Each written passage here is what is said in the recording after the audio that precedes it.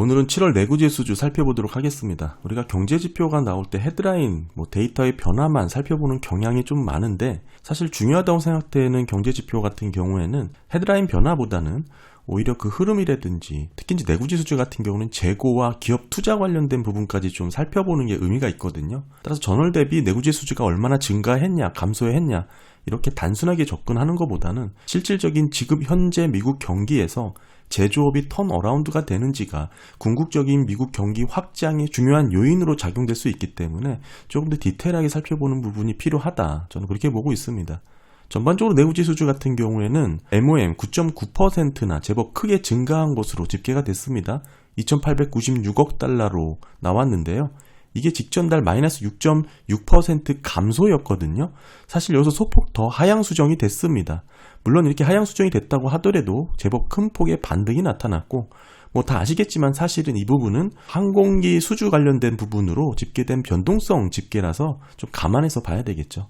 이런 수주 동향 자체가 기업들의 설비 투자로 이어질 수 있는지를 살펴보는 게 큰 의미가 있습니다. 이게 향후 미래 전망에 대한 경기를 판단하는 바로미터가 될 수 있겠죠. 더불어서 내구재 수주 같은 경우는 가전제품 등 가격대가 나가는 제품들 위주다 보니까 소비자들 입장에서도 소비자들의 이제 구매력 관련해서 엿볼 수 있는 그런 소비 지표로도 활용이 되고 있고요. 전반적으로 내구재 산업이 경기 전반에 미치는 영향력이 꽤 큽니다. 따라서 이게 부진할 경우에 경기 하락의 도미노 효과를 나타낼 수 있다. 이런 부분에서 좀 주의를 해야 되고 GDP 성장률이라든지 산업생산지수와 비교해서 종합적으로 판단하는 게 의미가 있겠죠. 보시게 되면 지난달 마이너스 6.9% 감소했다가 9.9% 크게 증가를 했습니다. 하나하나씩 살펴보면 먼저 국방을 제외한 내구재 수주만 살펴보겠습니다. MOM 10.4%나 증가했습니다. 물론 지난달 하향 수정이 됐지만 제법 크게 증가한 부분이 확인이 됐고요. 그렇다면 우리가 헤드라인 내구재 수주 플러스 국방을 제외한 내구재 수주의 변화가 이렇게 크게 나타났다. 결국에는 확인해 볼 수 있는 게 항공기 주문의 변동성으로 나타난 집계다. 이렇게 엿볼 수가 있겠죠. 국방을 제외한 내구재 수주 같은 경우에는 지난달 대비 크게 증가하긴 했지만 어느 정도 변동성을 보이는 데이터입니다. 그럼에도 궁극적으로 YOY는 감소 추세가 진행되고 있다. 이렇게 좀 봐야겠죠. YOY로 보게 될 경우 0.38% 증가로 지난달에 비해서 반등한 위치고요. 그럼에도 감소 추세가 진행되고 있죠.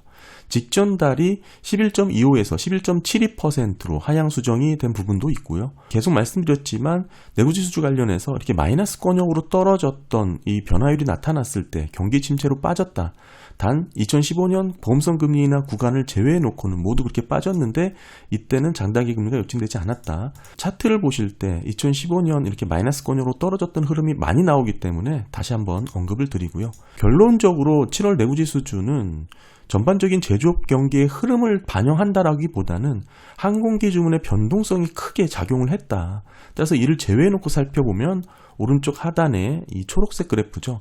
큰 변화가 없는 것으로 나왔습니다. 전체적인 추이를 보시게 되면 사실 이런 상승, 내구재 수주 헤드라인이 상승하는 흐름 가운데서도 항공기 제외 수주는 큰 변화가 없거나 정체, 오히려 둔화 감소되는 흐름이 나타나기도 했었거든요. 이때 보시면 큰 변화 없지만 헤드라인 내구재 수주 국방 제외는 크게 증가하는 모습도 나타나기도 했었고요. 이런 상반된 결과가 흐름상 자주 나타나는 게 내구재 수주입니다. 변동성이 어느 정도 심하다 이렇게 봐야 되고 궁극적으로 항공기 산업이 내구재 수주 전반에 미치는 영향력이 크다 이렇게 볼 수가 있겠죠. 따라서 우리가 제조업의 경기를 민감하게 들여다보기 위해서는 항공기 제외 내구재 수주 추이를 살펴봐야 되는데 최근 흐름은 이렇게 정체된 모습이 나오고 있습니다. 22년 이후 상승세가 다소 완만해지고 있는 모습이 나오고 있고요. 이런 완만한 둔화라든지 정체의 모습은 경제성장에 있어서 확장 영역이다라고 볼 여지는 없고요. 이런 모습이 지속적으로 나오고 있는 가운데 미국 제조업 경기가 저조한 모습을 보이고 있잖아요. 그렇다면 오히려 이런 모습을 보면서 제조업 경기가 급격하게 우려할 사항은 아니다. 이렇게 분석을 하는 분들도 계시지만 사실 01년도하고 2020년도 사례를 제외해놓고 보게 되면 08년도 금융위기 같은 경우에는 내구재 주문이 즉각적인 영향을 미치지 않았죠. 오히려 꾸준히 상승세가 나타나다가 경기 침체에 들어가서야 오히려 급감하는 현상이 나타났고요.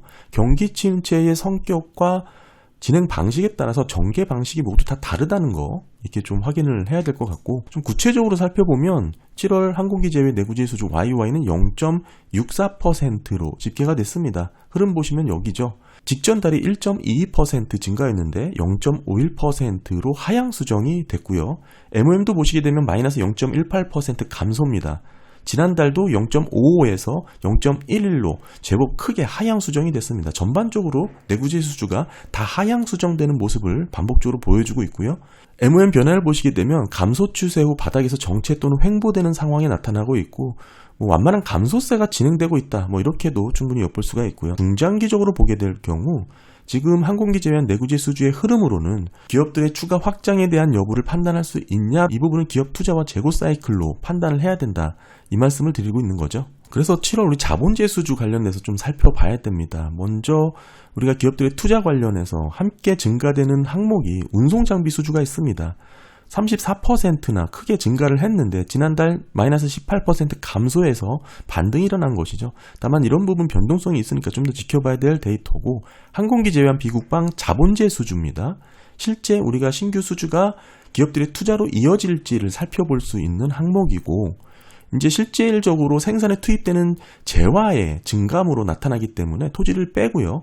어찌 보면 기업들의 실질 투자를 엿볼 수 있는 그런 데이터다라고 봐야 됩니다. MOM으로 보시게 되면 마이너스 0.1% 감소했습니다.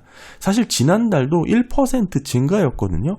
여기서 0.5%로 반토막이나 하향 조정이 됐습니다. 여기서 더 감소한 부분이니까 실제 자본재 수주에 있어서는 더 저조한 흐름, 부진한 흐름이 이어지고 있다, 이렇게 봐야 되고, 기업들의 이제 투자 선행 지표로 볼 수 있는 항목이고, 자본재 신규 주문이 감소했다는 점에서는 기업들, 특히 이제 제조업 섹터에서의 중장기적인 추가 확장 여부에 대한 확신을 갖기는 어렵다. 현재 그런 상태다, 이렇게 봐야겠죠.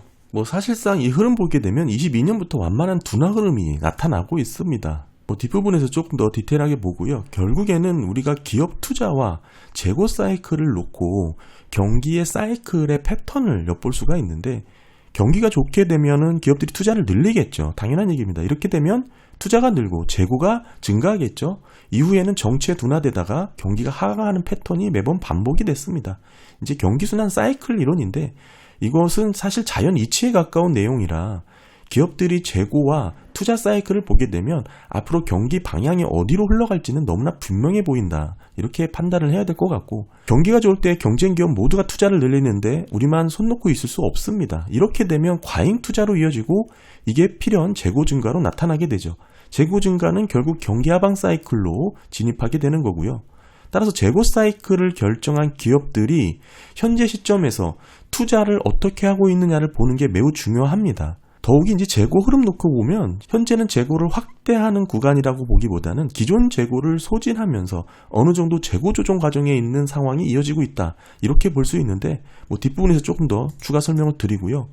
결국 기업 투자와 재고의 변화의 흐름 보시게 되면 기업 투자가 재고의 선행 데이터다, 이렇게 볼 수 있겠죠. 이때 보시면 파란 선, 기업 투자가 먼저 증가하고 그리고 재고가 뒤따르죠. 마찬가지로 팬데믹 이후에도 기업 투자가 먼저 늘고 그 뒤에 재고가 뒤따라오게 됩니다. 기업 투자한 재고의 선행 데이터 어렵지 않게 이해하실 수가 있고, 따라서 경기 상승기에는 투자가 먼저 증가하고 뒤에 재고가 뒤따릅니다. 제가 제조업 영상을 말씀드릴 때마다 지금 기업들은 재고 확충에 되게 보수적이다, 이유가 수요 부진에 따른 재고 늘리는 데 있어서 되게 조심스럽다라고 지속적으로 말씀드리고 있는데, 이런 부분에 있어서 재고가 먼저 느는 게 아니라 기업 투자가 먼저 돌아서야 된다라는 것을 말씀드리고 있는 거고요. 마찬가지로 경기 상승기는 투자가 먼저 증가하고 재고가 뒤따르고, 하강기는 투자가 먼저 감소하고 재고가 뒤따릅니다. 따라서 기업들의 미래 수요를 예측하고 그에 따라 투자를 조정하고 재고를 조정하는 이 시차가 있다, 이 말씀을 드리는 건데, 지금 현재 두 지표 모두가 전년 대비 변화율이 0% 부분에 가까워진 상태입니다.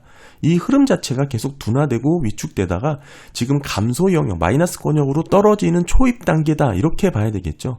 따라서 지금 결국 기업이 돌아섰냐, 이런 부분을 판단하기 위해서는 기업 투자의 방향성을 파악하는 게 중요하다. 이 기업 투자만 조금 확대해서 말씀드려보면 YOY는 0.71% 증가했습니다.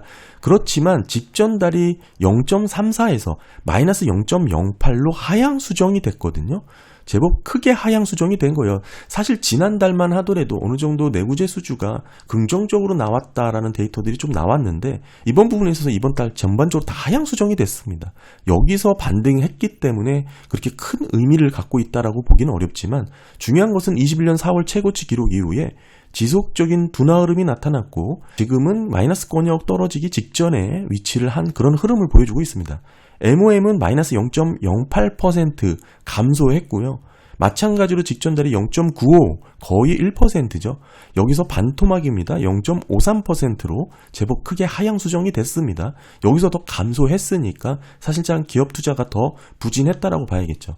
최근 들어서 이런 완만한 마이너스 구간 감소 영역으로 진입하려는 움직임이 좀 나타나고 있는 거고 기업 투자 추이를 전체적으로 정리를 해보면 정체 또는 완만한 감소 추세가 진행 중이다. 자본재 수주 증가율이 마이너스 감소 영역으로 떨어졌던 과거 사례를 보게 되면 마찬가지로 15년 사례를 제외해놓고 모두 경기 침체로 빠졌다. 이렇게 봐야 되겠죠. 15년 사례 장단기금리 역전되지 않았던 구간이라는 거 다시 한번 말씀드리고 궁극적으로 이게 지난달 크게 반등하면서 완만한 감소세에서 정체 흐름을 보인다라고 말씀을 드렸었는데 이 차트가 지난달 보여드렸던 내용입니다.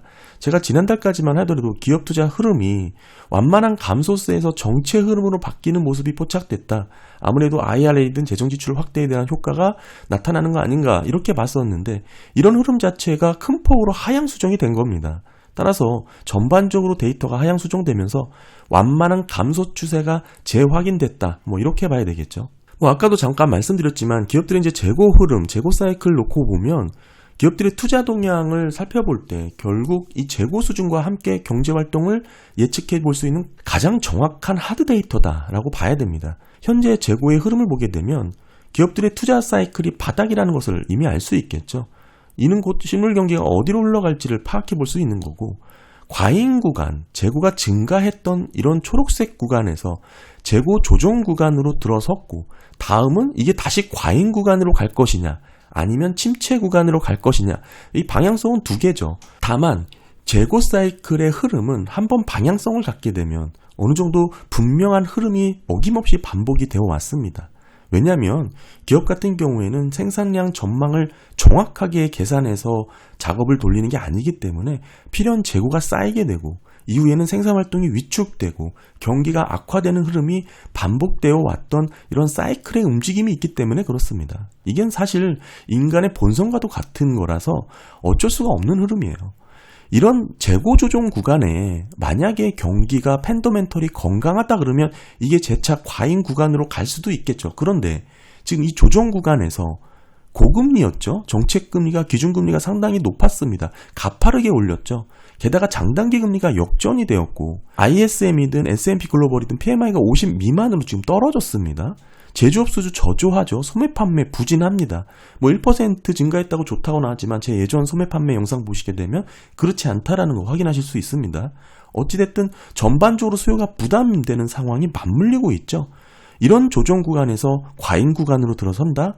있을 수가 없다는 것이죠. 더불어 기업들의 투자 사이클을 놓고 봤을 때 재고의 선행에서 움직인다고 말씀드렸잖아요. 이 기업 투자 사이클이 현재 감소, 둔화, 위축 영역으로 진행이 되고 있습니다. 그렇다면 이 조정 구간은 재고 침체 구간으로 떨어질 수 있다. 이렇게 봐야 되는 거고 그러다 보니까 기업들의 재고 변화율에 있어서 큰 변화가 없는 겁니다.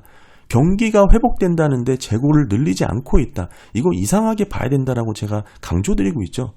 경기 회복 기대감을 갖고 있지 않다라는 판단을 했다라는 겁니다. 기업들 입장에서는. 그렇기 때문에 공격적으로 재고를 확충하지 않고 있고 이게 기업 재고가 지속적으로 감소하고 있는 패턴이 나오고 있는 거고 MOM으로 보시더라도 마찬가지로 0.16% 큰 변화가 없습니다. 조정 구간을 지나서 침체 구간의 흐름에 들어설 가능성이 높다. 이렇게 볼 수밖에 없는 것이죠. 사실 내구재 수주는 내구재 수주 자체의 증감보다는 기업 투자라든지 재고의 변화가 더 의미가 있습니다. 따라서 지금 이 내용을 종합해서 살펴보면 조정 구간을 지나서 침체 구간에 들어서는 초입 단계다라고 해석할 여지로 데이터가 나오고 있고요. 사실 무엇보다도 지난달 다소 긍정적으로 나왔던 내용들이 모두 전반적으로 하향 수정됐던 것을 확인했습니다. 이런 흐름에서 글쎄요, 뭐 항공기 주문이 증가로 인해서 MOM 10% 가깝게 증가한 내구재 수주는 큰 의미가 없다, 이렇게 봐야 될 것 같고요. 뭐 과거 추이 보시더라도 큰 변동성을 갖고 집계됐던 데이터이기 때문에 뭐 좀 감안해서 판단하시면 좋을 것 같습니다. 네, 오늘 7월 내구재 수주 살펴봤습니다. 감사합니다.